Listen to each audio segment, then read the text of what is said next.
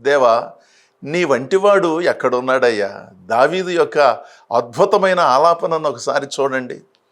మీరు కూడా, మనం కూడా అలాంటి ప్రార్థనలోనే ఉండాలి.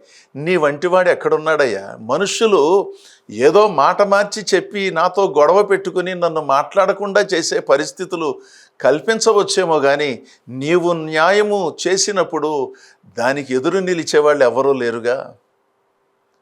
ఆకలి కొనిన వారికి ఆహారాన్ని ఇచ్చేవాడు.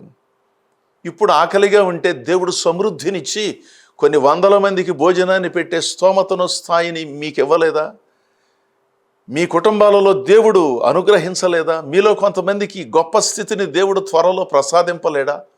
అందుకని దేవుని యందు నమ్మకంగా ఉండండి. అనవసరమైన తెలివితేటలను ప్రక్కన పెట్టండి. మీరు వెళ్ళే సంఘాన్ని అభిమానించండి, సంఘ కాపరిని గౌరవించండి, సేవలు అందించండి. దేవుడు మిమ్మలను, మీ పిల్లలను గొప్ప చేస్తాడు, మీకు న్యాయం చేస్తాడు. న్యాయముగా జీవించే వారిని దేవుడు గొప్పగా వాడుకుంటాడు. ఇలాంటి ఉన్నతమైన భావజాలంతో, బాధ్యతతో, ఆధ్యాత్మిక సంస్కారంతో మరింతగా మనందరం ముందుకు సాగాలని కోరుతూ ఈ నా మాటలు ముగిస్తున్నాను. దేవుడు మిమ్మలను దీవించునుగాక. ఆమేన్.